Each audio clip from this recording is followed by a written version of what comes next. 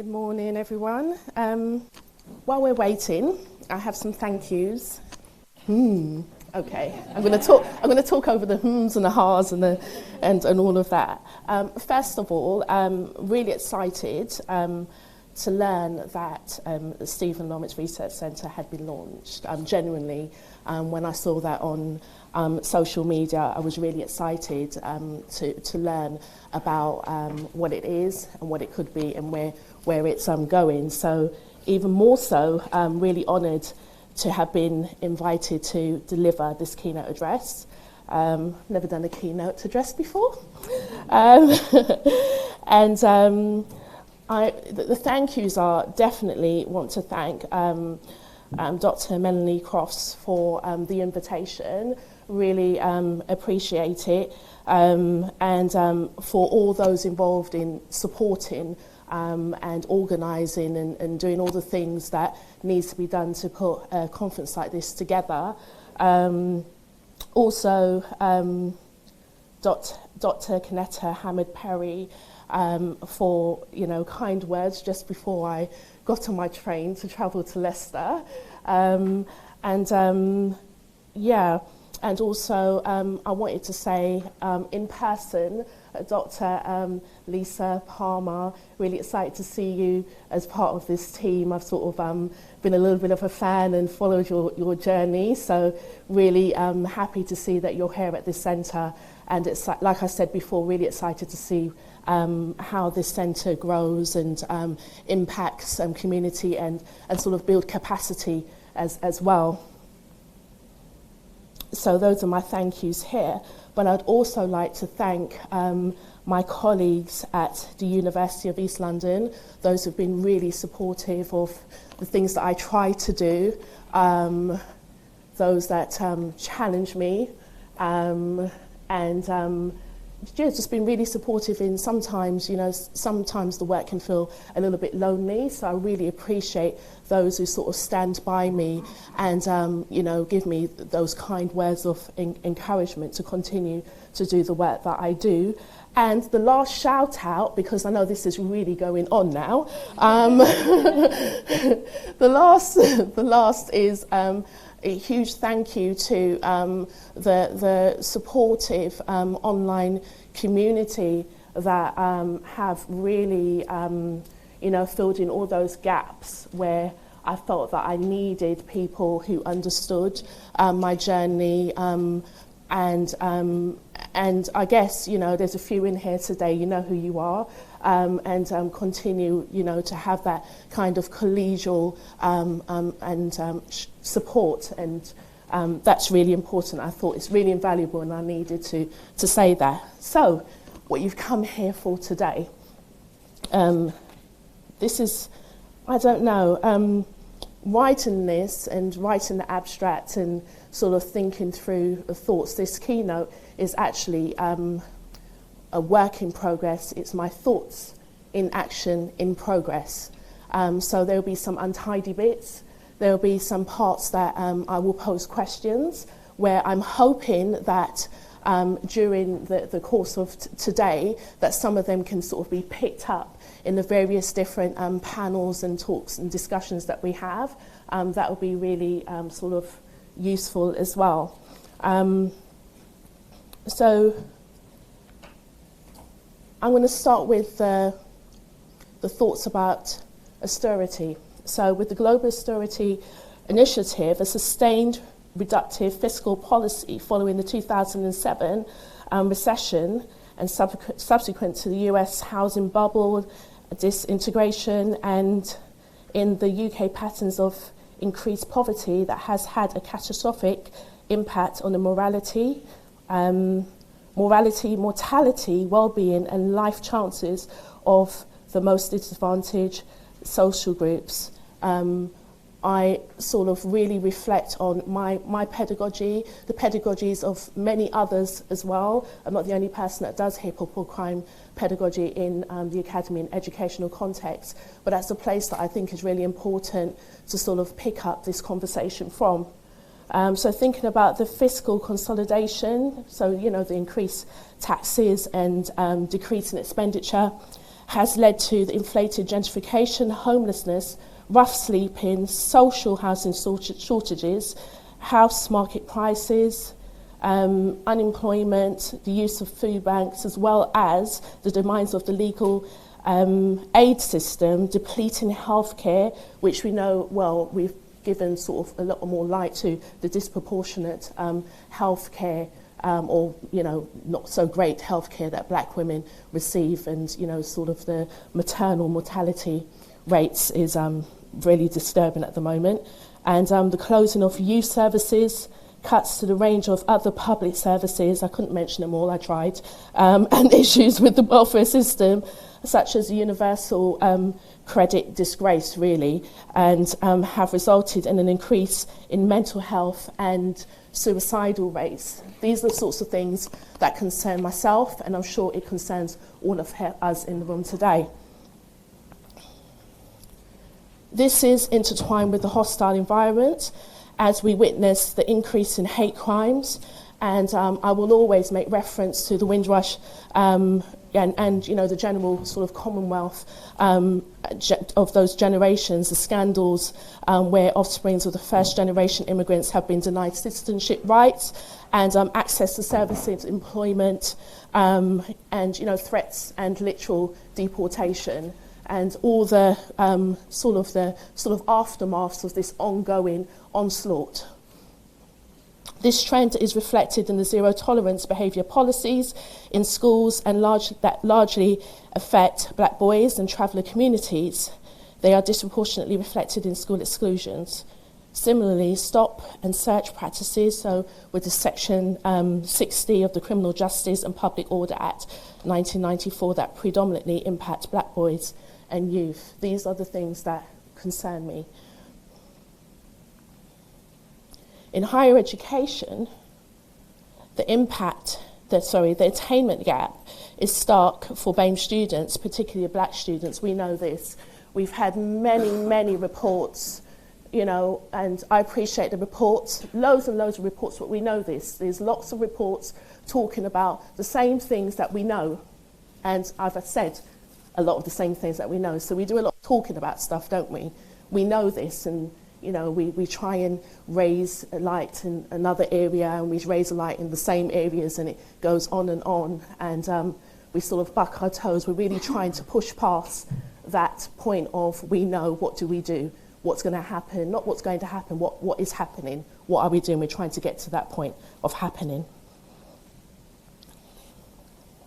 So with a study with the university's UK National Union of Students called the Black, Asian and Minority Ethnic Student Attainment at UK Universities, Closing the Gap. I'm sure most of us will be familiar with that by now, which has been released quite recently, where they had 99 universities had contributed to it, and they had like a really good sort of representation of the types of universities that contributed, so the Russell Groups and the post-1992s universities revealed that amongst 2017 graduates, 91% of Asian students, 57% of black students, in comparison to 81% of white students, were awarded a first class or a 2.1 degree.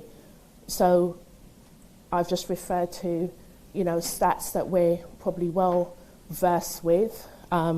And we, like I said, we come up with all these different reports, but what's happening? What are we doing? I know there's lots of great things that are happening because I hear about these things all the time, but we need to be doing more, I guess.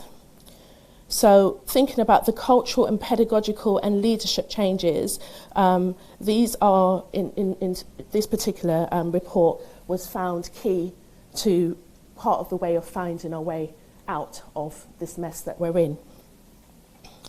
So, in very recent times, we think about how we have seen overt regards to democracy in this country, and, you know, not just in this country, but in the US and, you know, just globally, really. we say that these things are like democracy is intrinsic to our values, but we know that there's a lot of talk, but what is it that actually happens is not really the same thing, is it? So from Boris Johnson, and I'm not going to go through all the names, and I'm trying not to be too political. I wrote this and I thought, okay, there has to be a stop point. There has to be a stop point. We've got very limited time, but you know what I'm talking about. The sort of threats to the human rights, the rights of, just everything is just completely topsy-turvy. And politics is just above the law. It's been above the law for decades. It's nothing new, really. Where am I on this? So, but thinking about across the board, this is where I'm going to. Across the board, leadership has persistently communicated disregard for human life through policies and practices, and really enacts programs of dehumanization. So with that in mind, I begin this talk, finally, about radical hip-hop pedagogies with a focus on communication in education, because this is all the things that they are communicating, the total disregard. So according to Williams, communication refers to the institutions and forms in which ideas, information, and attitudes are transmitted and received.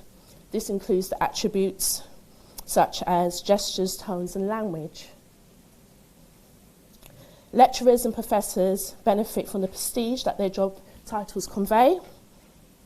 However, hierarchical relations to students and colleagues should not be one of them. Further, the word lecturer is a derivative of the word lecture, which it is generally understood to be the oral dissemination of expert knowledge, supported by multimedia, images, references to research and literature, all the things that we typically expect in a lecture. And then we can go on to think about, the work needs to be preferably sort of seminal, double peer reviewed, 3-star, 4-star journal, all these sorts of things. This is what we typically expect in a sort of like a quality lecture, right? So as a consequence, we are conveying, in my view, the socially and institutionally normative systems and expectations that lecturers and professors embody and convey superiority and authority, which are often juxtaposed to passive recipients or students as passive recipients of knowledge. This type of setup cannot convey anything else but that, okay? And both these fixed ideas of legitimate knowledge and the use of the term legitimate knowledge itself can be thought of as trading names, owned by white supremacy and dog whistles for proud beneficiaries, such as those, and including those who are in denial, of whiteness. When you use that term legitimate knowledge, that's what it conveys. In this context, trading names operates as a form of codification where legitimate knowledge equates to white knowledge governed by white social norms, beliefs, and values. Universities are increasingly diverse, therefore bearing in mind uneven power relations and the social identities of students, teachers, lecturers, and professors, reinforcement of the disconnect between appointed polar positions with institutional organisational structures are in constant flux. So part of the cultural shift in organisations is to speak with as opposed to students, working towards conveyance of we and us as opposed to you, I and them, as a worthwhile journey to travel. Institutions often use the term community to signify cohesiveness with social justice at its core. This extends to the concept of a community of learning, which is a singular term that should not consist of coexisting communities of experts and learners, yet this is often the case. Learning takes place throughout all of our observations, interactions with the world, and one cannot simply be an expert without a commitment to lifelong learning that may take shape in informal, non-formal, and formal situations. Therefore, it is imperative that educators position themselves and their students as part of the same community of learning where communication is lateral and reciprocal. Students, lecturers, and professors intercommunicate, shifting between transmitter, recipient, and reflector.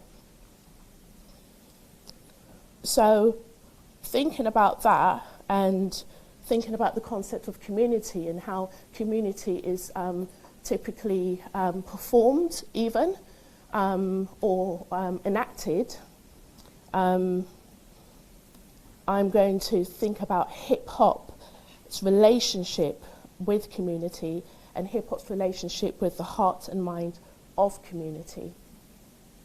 So community is the heart of hip-hop culture, which has been deemed the fastest global cultural transmission to date, and with an extensive reach spanning numerous generations from the 1970s, and its full pedagogical potential is still yet to be discovered. So I'm not claiming to be the all-knowing of what hip-hop is, has been, is, and could be. And I would never claim that with anything that I stand in front of anybody to say. This is my thoughts, my experience. It's a work in progress, and it's something that as a community that we work through together. This is always my stance with everything. Hip-hop culture and its byproducts such as rap music convey shared experiences of Black global community and more geographically localized Black communities, as well as our differences. Here I'm referring to Blackness in pluralistic terms and not hegemonic, even when we're talking about a culture that is often seen as a hegemonic sort of form of Blackness. Black communities have a direct yet complex relationship to hip-hop, and I have framed it that way with obviously understanding and acknowledging that hip-hop, there's different ways in which you can engage with the concept of hip-hop and hip-hop culture. You can engage with it as like a continuous kind of approach, which I've done so in the past, but today my approach is diasporic, yeah? So Black communities have a direct yet complex relationship to hip-hop, and the founding elements is always a good place to start for those of you who are not that well sort of, connected or versed with hip-hop. So I'm not going to take too long with the history of hip-hop and the elements and what it is and what it does, but I will spend a little bit of time. I think it deserves that respect. So the founding elements of hip-hop culture are debatable. Some include beatboxing. Others move from 4 to 5 elements. Some include, 4 to 5 elements, and even 9. So KRS-One, he has 9 elements. However, I'm working with articulation of the 5th element of hip-hop culture, which is knowledge. Knowledge that speaks to the hearts and the minds of the community. This involves the development of emotional, racial, and cultural intelligence and literacy. Hip-hop cultural genealogy has been traced back to African societies where oral traditions, such as the West African griot, with the music as well, call and response, talking drum soundings, storytelling, religious and celebratory expressions, and continued practice by West African chattel slaves who were not permitted to speak their language or to communicate with each other. So, I've located hip-hop there. Many others have it. This is not an original piece that I've put here, but it is really important to note. And this example refers to the 17th century African sort of descended slaves and ex-slaves in America, known as the Negro spirituals, who practiced storytelling, singing about their traumatic experience in pre- and post-abolition.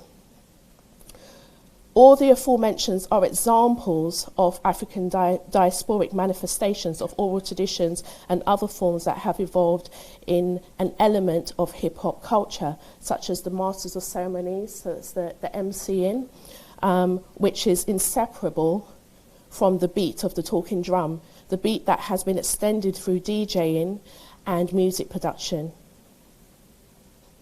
However, we can also see how the journey is linear, and there are sprints or flows that African diasporic communities in Europe, United Kingdom in Europe, and most certainly Britain.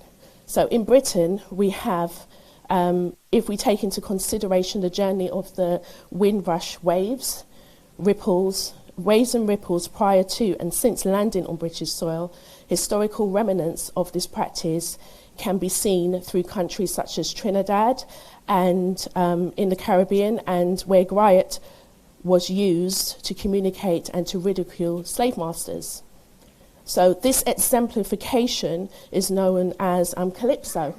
Okay, so you know you're in carnival, just gone, and you're dancing and you're seeing all the wonderful colours.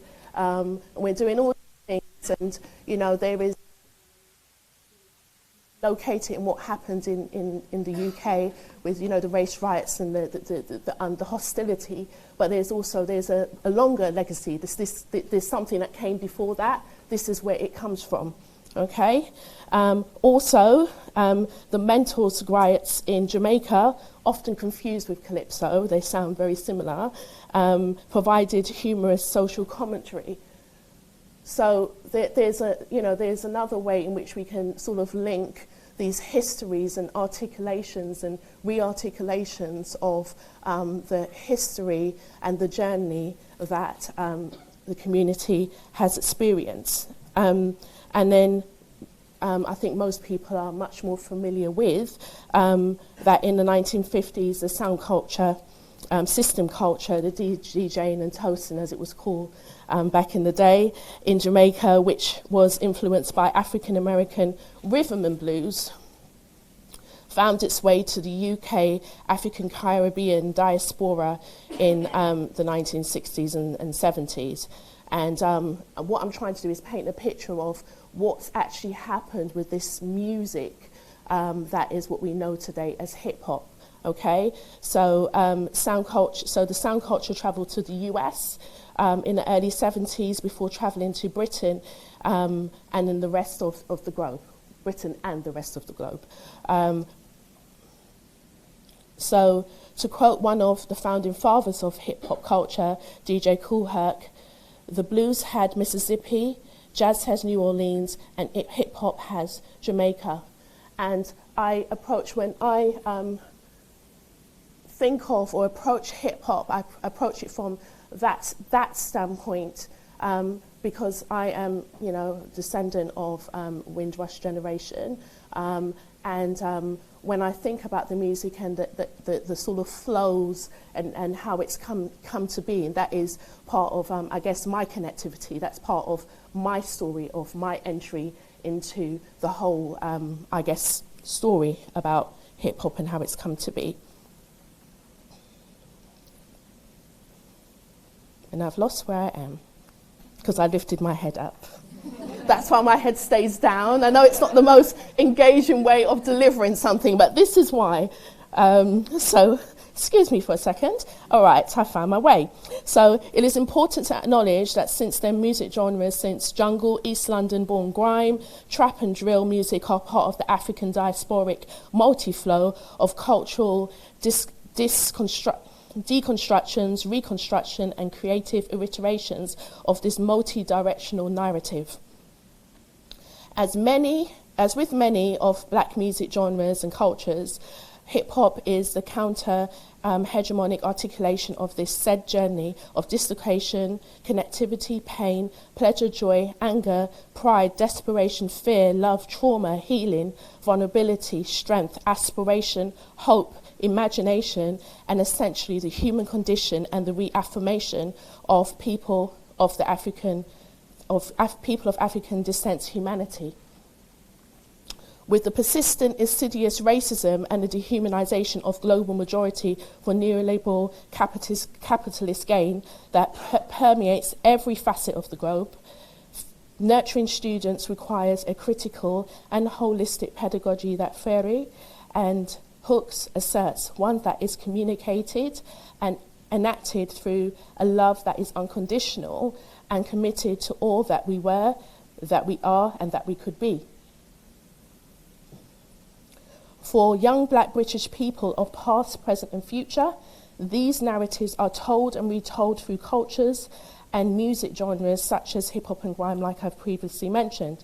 Therefore, we should be striving for a pedagogy that at the very least engages hearts and minds of all involved in educational encounters. And when I say that, which is essentially the formal, non-formal and informal learning that I repeatedly need to go back and remind myself and everybody else. However, today I'm focused on the formal education that also engages non-formal and informal learning experiences. I propose that we employ a hip-hop pedagogy that boldly engages emotions, situating it as humanizing pedagogy of heart and mind. So what does that mean when I think about a radical hip-hop pedagogies of heart and mind? So I'm just going to look a little bit of about semantics, I guess, and inferences. So thinking about the semantic inferences of radical pedagogies can typically be divided into two conceptual categories. One that is rooted in cognition, and the other that is concerned with genuine liberation and transformation in relation to socio-political, ideological, and economic dimensions of a given perspective. The multifacetedness of hip-hop culture, and here I'm referring back to the pillars of hip-hop, lends itself to interdisciplinary and experiential learning approaches to pedagogy within formal education institutions. For example, in the sociology degree, and that's been happening in the US since the 1990s, that was the very first sociology in hip-hop in higher education. Osimeh led that module or program, I'm not sure. Have to give a shout out, obviously, hip-hop and education to hip-hop ed movement, which is located in the US, but it's a global movement because of technology. We can have it like that. And also the women's studies and hip-hop feminist media studies, such as those that are led by Aisha Durham. I've been following a little bit of her work over the years. And religion and Africana studies, such as those that Miller's engaged with as well, in a degree program that she leads in the States as well. Examples of hip-hop in compulsory education in the US range from a charter school in Minnesota called the High School of Recording Arts, which this is the last time I'm probably going to mention it because I think I've just overdone it. That's the example that I've always used in everything. So that's one of them. I do have many more, but I'm just going to mention a couple more. So that school is AKA Hip Hop High, who offers a hip hop based education. They don't position their education as hip-hop pedagogy, and this is because they have a normal, in inverted commas, curriculum, and they don't practice hip-hop as in the artistic, obvious, covert ways of hip-hop in the classroom. But what they do in the school is that they have a recording studio, so students can access the recording studio, but what they also do is thinking about the manner in which hip-hop, or the sort of sensibilities of hip-hop, is in the way in which they organise their school and govern their school. This is how they've approached hip-hop in that kind of way. And there's also, and so there's that school, and another example that I like to give is I hope I pronounce it correctly, is the McClymonds High School in Oakland Unified School District, who I think they piloted like an Afrocentric hip hop education. And there was a whole lot of emphasis on Afrocentric education, and this particular school wanted to do that through hip hop to make it more relatable, make it more relevant.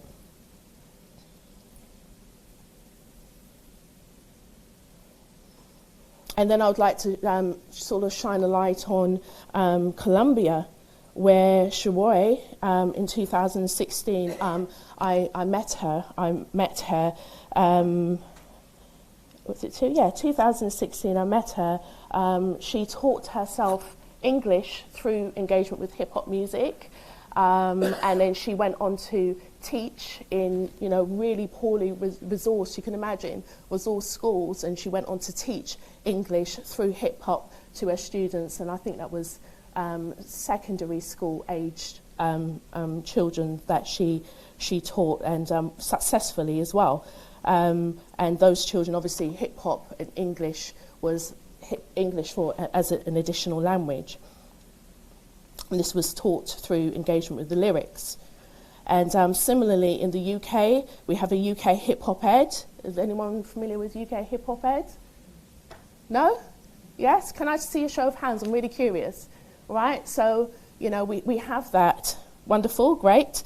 And what they do is that they engage educators from a broad range of educational settings in dialogue. My own practice, where at UEL itself, I do other things, but at UEL specifically, where hip-hop is employed as part of staff anti-racist equity pedagogy training. So we've just started doing that. It's really interesting. And also extracurricular programming and delivery, and 3 module topic, content, teaching and seminars and assessment methods. And that's something that I've sort of developed over a number of years, just slowly sort of trying and implementing things as we go along. In doing so, students utilise and develop a range of skills such as critical media and racial literacies, as well as project planning and workshop facilitation. To add to this, students engage in both creative and critical approaches where we attempt to cultivate voice and build confidence. And do that explicitly in the classroom participation through oral, visual, including written, audio-visual and kinesthetics dialogue. These types of practices engage students and staff in culturally relevant pedagogies, where the learning communities are expanded beyond the usual composition of student and academics and the staff to include and benefit the wider community too. So what I'm saying is that when we're engaging in these type of pedagogies, it doesn't stay in the classroom. It goes out into the community. The students go off and they serve the community, don't they? They serve the community, and so all the sort of co-production of knowledge and learning that's taken out, and that's not just taken out into the community actually comes into the institution, which I should have said as well, and it's this sort of co-production and sort of broadening, I guess, the sort of approach to thinking about a community of learning.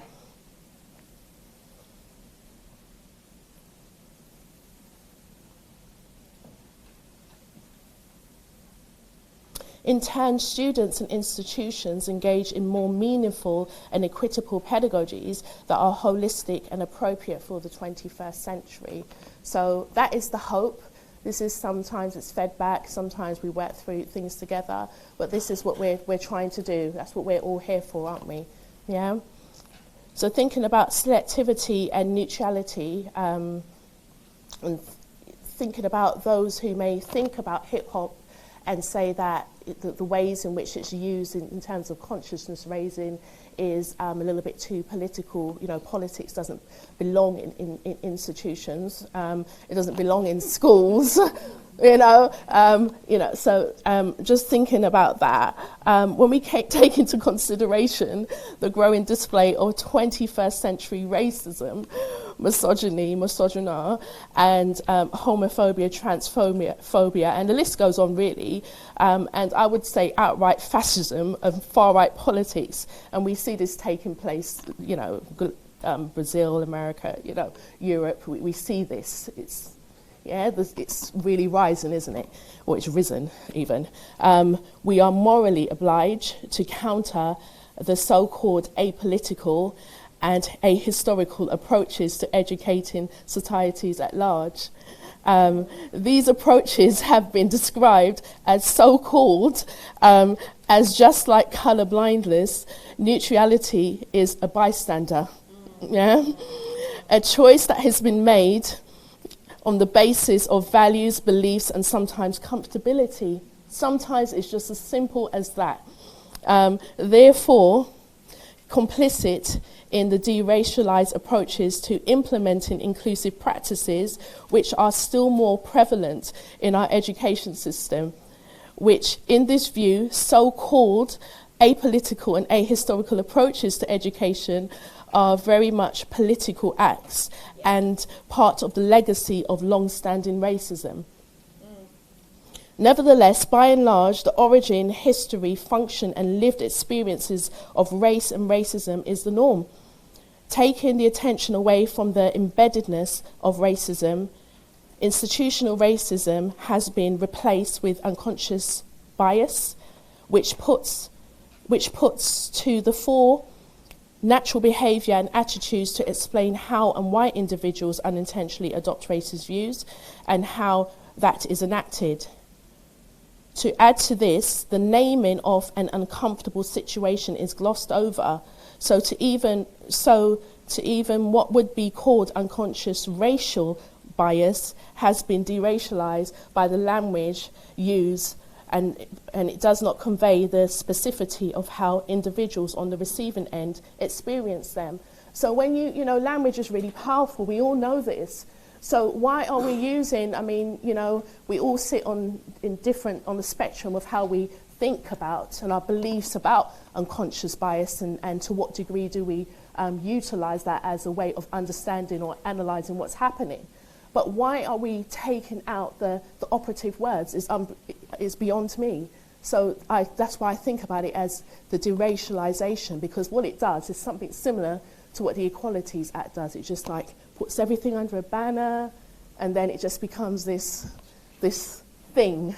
Yeah, this thing that we talk about, but we don't name and shame it. And sometimes we need to do that to understand what is actually happening.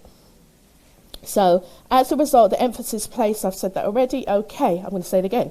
As a result, the emphasis is placed on natural behaviour and attitudes towards difference. Therefore, such behaviours and attitudes are unintentional.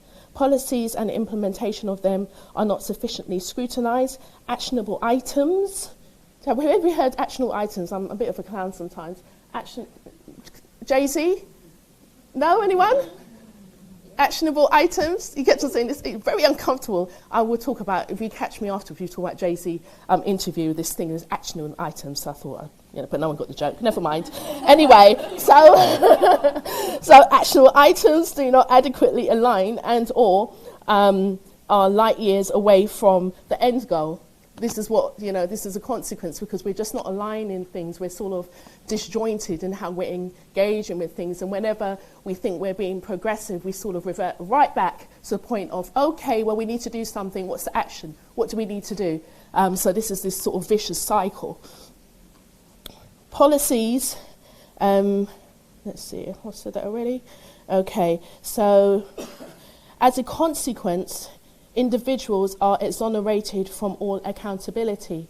So when we go through this process of, okay, well, it's structural, but no, it's unconscious, but then it's unconscious, but then we don't want to name what this thing is, what we're talking about. We're talking about racism, or we're talking about race. At least put race in the equation. When we start to do this process, this is like we're progressive, and then we go right back, and this is part of the the sort of deracialization process that we go through with everything, arguably.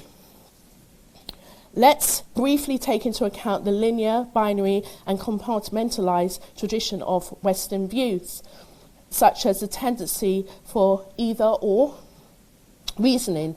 as opposed to both and I'm very big on the both and the and I really try to reel myself in when I find myself not doing that. We're not, none of us are unaffected by the system that we're in. This legacy lives on. An example of this can be seen with regards to the stance that only external knowledge and quantifiable knowledge is legitimate.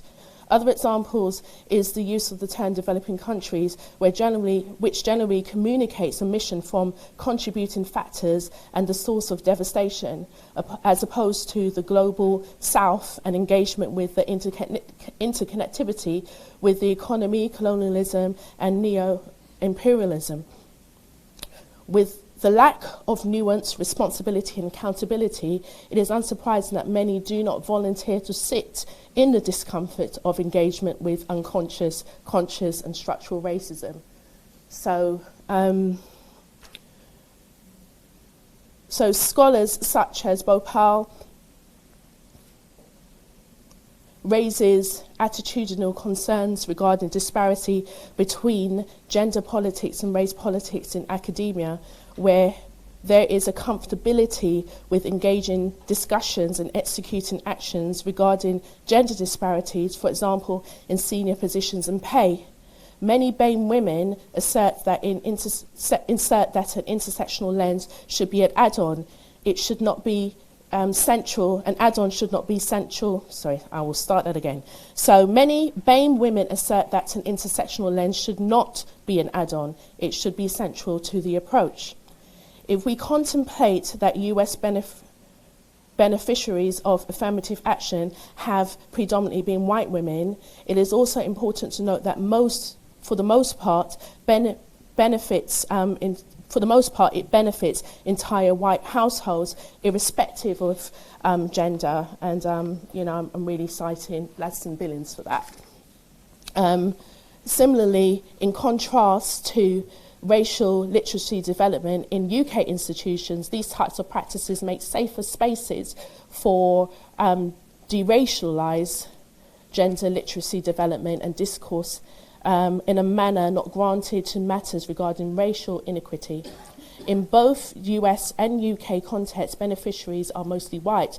Therefore, whiteness and to some degree classism is left intact, and BAME women are left to navigate culturally racist, hostile academic environments.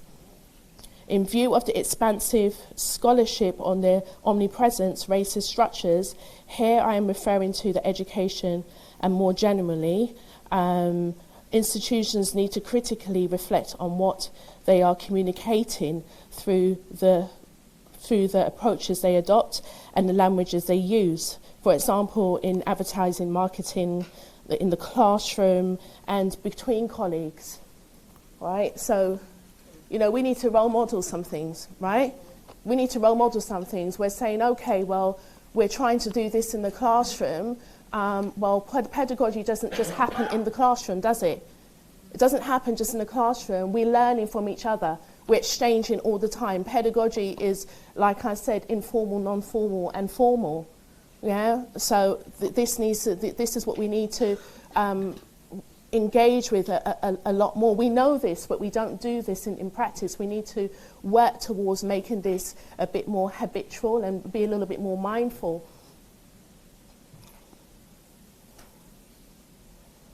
This point relates to how we discuss racial inequalities in the education system.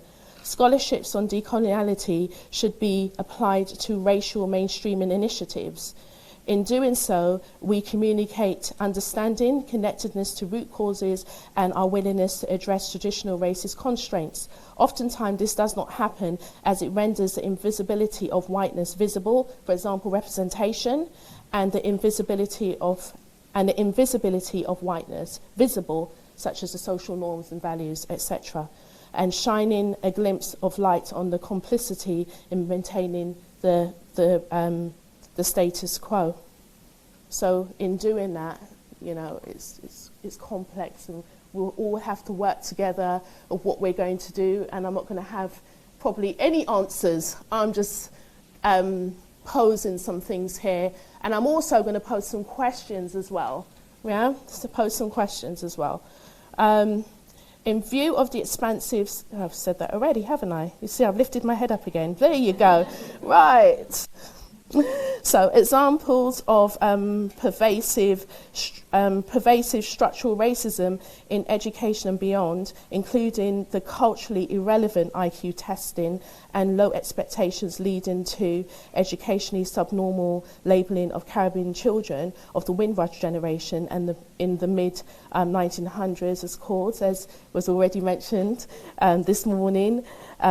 Further on, as you know, the Macpherson report recommendations for the education sector, supported by Race Equality Amendment Act 2000, that place legal race equality duty on the public bodies. This included the overt race equality policies, institutional practices, the impact and monitoring of BAME students, with the amalgamation of a range of protected characteristics into a single legislative act. I'm referring to the Equality Act 2000 again. So, you know, I've got a little bit of a bee in my bonnet with that. It has had a similar effect to affirmative action and with the equality and the gender initiatives in the UK. And have I repeated myself again? Perhaps I have. Okay, so we think about in compulsory schooling, the deracialization through a range of policies, including educational standards, have effectively been deracialized, and this is from Warrington. And the same sentiments applies across the formal education sector. So this, you know, Warrington, his publication, I think it was published in 2014, it referred to, you know, the sort of British black intellectuals, and it had many sections with regards to, which I focused on just because purely what's sort of prevalent in what I teach, education in compulsory education. But we know this happens in non-compulsory education anyway. It's the same trend. So the invisibility of whiteness and colour blindness prevails, reinforcing oppressive power structures whilst being hyper-visible in senior staff and professorial appointments. Take, for examples, according to the Department of Education 2017, in 2016, Britain... have I said this already? Oh, thank goodness for that. Maybe I've practiced so much that I thought, oh my gosh, I've seen this before. Okay, please do tell me if that's what's happened, okay? Don't just sit down and bear it, you know. So in 2016, Britain, 93.1% of head teachers were recorded as British white. 86.5% of teachers have been recorded as British white as well. And similarly, in the UK, there are only 27, I think it's still 27, black women professors out of approximately 21,000 professors. And I know you would have heard this because, you know, we've had loads of reports, haven't we, on this, right?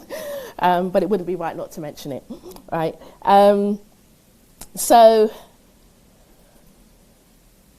institutional disconnect with BAME students is an interesting and for many frustrating phenomena.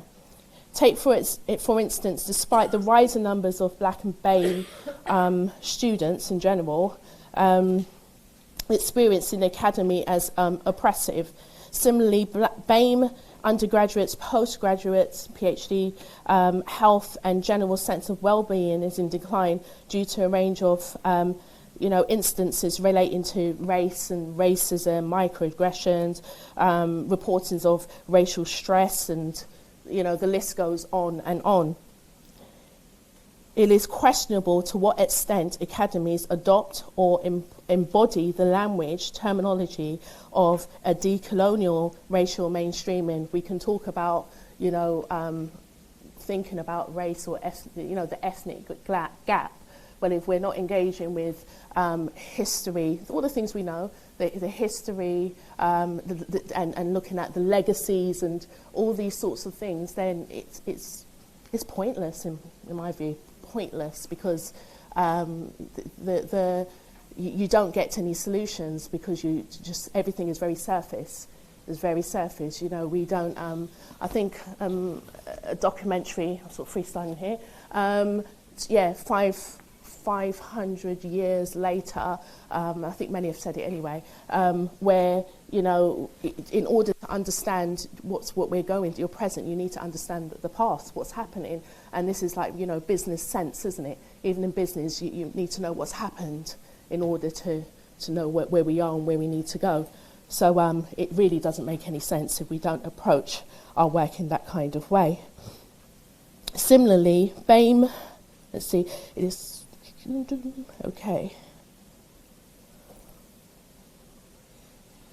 At large, this minor, in inverted commas, detail soothes white fragility and the potential threat to hypervisible and invisible whiteness.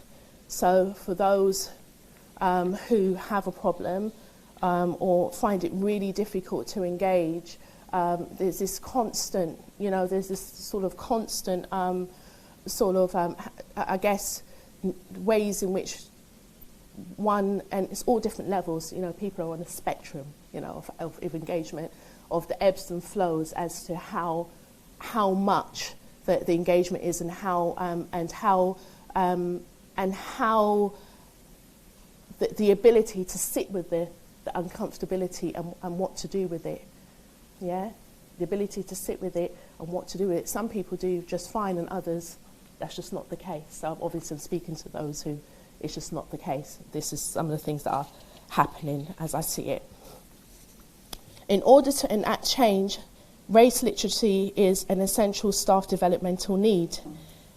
As discourse within education institutions range from denial of institutional racism and lack of engagement or lack of meaningful and purposeful engagement with BAME lived experiences, irrespective if supported by scholarship or not. Therefore, centering race is not readily applied, and when this is, there is insufficient or no engagement with racism as it relates to students' well-being, as well as the retainment and progression. Students are often positioned as deficit, and despite amplification of student voices through activism for decolonising the curriculum and higher education at large, raising questions such as why isn't my professor black, demanding Rose must fall, and then we have the Gold Occupy for racial equity and beyond the curriculum. For the most part, actionable items are yet to be presented, and there have been and where they have been, I raise the question because I don't know to what extent have they been met. So, you know, we're all in our little pockets, our little institutions. Oh my God, they've told me 5 minutes. Oh gosh, I can do it. It is really important to acknowledge that BAME academics are not exempt from reproducing whiteness. Really important, and even the most dominant, and given the most dominant representations, therefore transmissions of who a legitimate academic is, coupled with the aforementioned non-exhaustive spectrums of efforts made by students and staff, allies, staff initiatives and so on, the relentless whitest classes respectability politics remain in full throttle, essentially with pressures to culturally assimilate students into corporate culture for graduate jobs and above, acceptable behaviours and attitudes aligned to whiteness. This is similar to the codified use of the term legitimate knowledge. This signposts BAME students to adopt a false and corporate consciousness without space to explore and authentically develop their sense of self in the academy. Therefore, the constant policing of race discourse modes and styles of lecture, seminar delivery restricts the necessary divergent approaches to traditional higher educational practices. This includes the terminology used, which has a mystifying effect on many students, cultural sensibilities and embodied language, as well as communicative bodies inherited by both Black and Asian educators and students. Not only does such policing stifle the potential of BAME students and academics, it also stifles the potential of institutions, as they often fail to recognise the cultural wealth and fail to tap into the prowess of BAME students and staff. As a consequence, to varying degrees, some BAME students and staff internalise this form of racism through subscription to respectability politics and or denial of racism as core to the problem. Staunch respectability advocates will struggle to see the value in hip-hop as a viable educative approach to higher education. So thinking of hip-hop pedagogy as a one-hit wonder, I've heard, through the grapevines, and have read articles where those have, sort of thought about it that way. I have been asked about, hip-hop as, I guess we're going to have a professor of hip-hop in Cambridge. You never know. You never know, right? You never know. I thought it was a bit sarky, but I thought, that's a thought. So hip-hop culture, I'm going to be one second. Hip-hop culture, and by the default its pedagogy, is sometimes viewed as a mythical creature to be feared. It is deemed as unreal, not credible and unsustainable. In the early years of hip-hop culture and music, they were viewed as unsustainable, and a one-hit wonder. However, it has become a household name, a staple part of our creative economy. For some, today, the same sentiment applies to pedagogy within schools, to its pedagogies within schools and the academy. Therefore, practices as those previously mentioned have been situated as radical pedagogies from within the academy, with the potential to contribute towards wider social transformation. Institutional openness to hip-hop pedagogies has the potential to enable education decision makers and those who implement policies to think divergently, yet culturally relevant to students. Radical organisation cultural shift is pedagogical and conceptual, and conceptually hip-hop, which creatively disrupts hegemonic cultural persuasions whilst responding to social, societal, political, technological and economic climate. For instance, hip-hop and its kin, grime, have been proactive in both political, critical consciousness raising and party politics, such as Obama, in the Obama campaign, the Corbyn campaigns. You see in mainstream education where you see Marcy Phoenix and the Conservative MP Kwasi Kwarteng, and even, I love this track by the way, Lioness featuring Queenie, Stush, Shiesty, Lady Leisha and Little Sims, the DDP remix, articulating colorism in the black community, self-love, pains of black motherhood as it relates to black manhood and boyhood, thinking about things around police stop and search practices. Hip-hop and grime were produced from dire social conditions experienced as desperation, pain and suffering, and although it is pertinent that we acknowledge and celebrate the brilliance of cultural producers who create something out of nothing, as Trisha Rose raised a great question: how would the culture evolve if it had sufficient resources? So we're used to sort of seeing hip hop as something that we sort of do where we've got insufficient resources, and we sort of view hip hop in that sort of in that kind of mode where you have to think about, okay, well, if that wasn't the circumstance and we had resources, what else, I guess, or a little bit more at least, what else could we do with it? Their ingenuity is imagination in action, as the past and future unimagined theories are represented in this moment and tomorrow's imagination in action through the process of praxis, which is the theory, action and reflection that Freire stipulated. I'll be literally 2 minutes. So radical hip-hop pedagogies and the concept of radical in institutions. This is something I've been thinking about for a very long time, a very, very long time. So I guess this is my not so final thoughts. Hip-hop culture and pedagogies have been contextualized as radical. However, we must be cautious as the institutionalization of hip-hop is the commodification and corporatization of byproducts and culture through formulae. Nevertheless, the underground has always provided space for diverse narratives, exploration and innovation. However, with regards to the formal education, pedagogy should frequent both the underground and mainstream institutions and the informal spaces in between to breathe, to grow as formal educative tools for pedagogical and organizational change. Radical and institutionalization have a fraught relationship. To what extent can radical be radical when embraced by institutions? I pose that question back to you to think about that.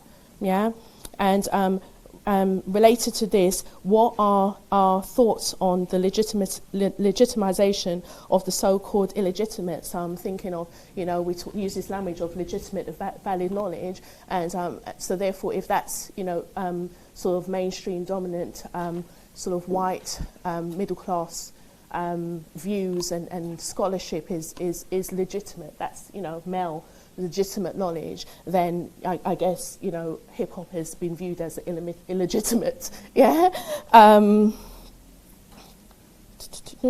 Okay. Neoliberal institutions are both flexible and inflexible, so to what extent can hip-hop pedagogy unpick systemic structural inequity? Radical is no longer radical if embraced by institutions of neoliberal transmission and dominant cultural reproduction. However, as previously mentioned, hip-hop pulsates through space and time through retelling and reconfiguring the past, present and future, as it is resilient and always in motion. Therefore, it will courageously rise to any challenge put forth. I'm out of breath.